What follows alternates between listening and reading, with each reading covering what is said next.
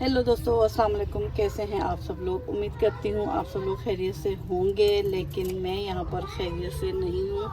आप ये देख रहे हो मेरी तबीयत कुछ ठीक नहीं है, लेकिन अचानक से जो है ना बारिश हो गई, इतना अच्छा मौसम हो गया और घर वालों ने जो है डिमांड कर दी पकोड़े वगैरह खाने की। मैंने कहा चलें जी, मैं थोड़ी बहुत जितनी हेल्प मेरे से होती है मैं कर लेती हूँ और बाकी का काम आप लोग ख़ुद करें। तो आज किचन में आपको मेरी जगह मेरे हस्बैंड नज़र आएंगे। तो चलें जी, अब ये धनिया भी मैंने काट लिया है और यहाँ से कुछ पुदीने की पत्तियाँ भी निकाल लेती हूँ ताकि मज़ेदार सी हम लोग चटनी बना सकें। और अब चलते हैं अंदर किचन में और आगे का सीन वहाँ जाके मैं आपको दिखाती हूँ। और क्या डालना है इसमें? टमाटो कटो कैंची से काटते हैं यार, छुरी से।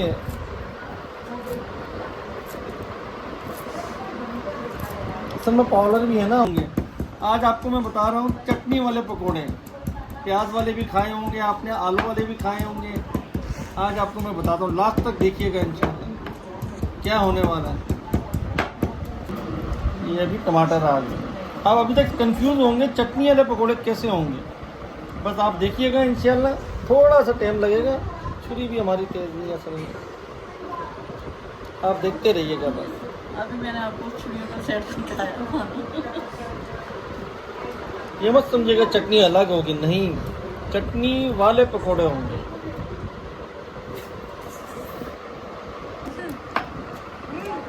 वरना मुझे आने की ज़रूरत नहीं थी।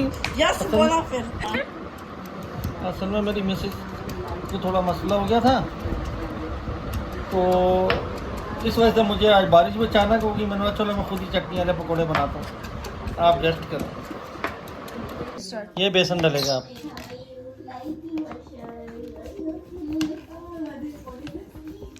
लाल मिर्च, ठीक करो आप।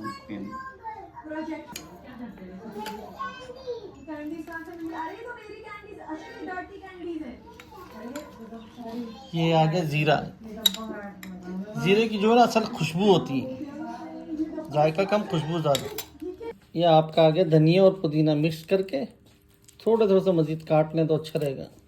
प्याज की बारी,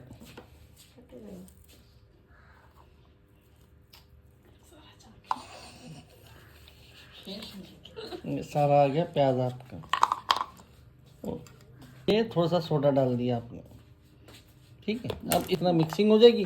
आखिर में हम लोग थोड़ा जितने मकदार में पानी चाहिए डालेंगे और उसके बाद आखिरी चीज़ जो है ना चटनी वाले पकोड़े, वो आपको मैं इंशाल्लाह लास्ट में बताऊंगा। ये पानी थोड़ा थोड़ा करके डालना है, मिक्सिंग होगी उसके बाद देखी जाएगी कितना ज़रूरत है हमें। ये ज़्यादा गाढ़ापन बेहतर रहता है पकने में, उसके बाद जो कुरकुरे हो जाते हैं ना मज़े के होते हैं। ये देखें हल्की सी आंच पे हमारे ऑयल गर्म हो गया। ये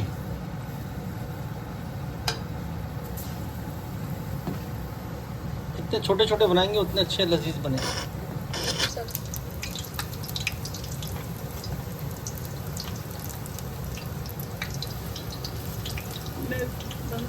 जैसे आपको बेहतर लगे वैसे बनाएं। अब मेरे को ज़्यादा छोटे छोटे अच्छे लगते हैं, मैं अपने हिसाब से बना रहा हूँ। ये तो अपनी पसंद की बात होती है। अब इनको साइड चेंज करें। आप ये मत समझिएगा कहीं ये मछली है, कि मछली नहीं है, ये पकोड़े ही हैं। बस ये हो गया हमारे पकोड़े फुल एंड फाइनल इंशाल्लाह थोड़ी देर में। और साथ साथ चाय भी रखती है, आपको पता चाय का अपना मज़ा होता है।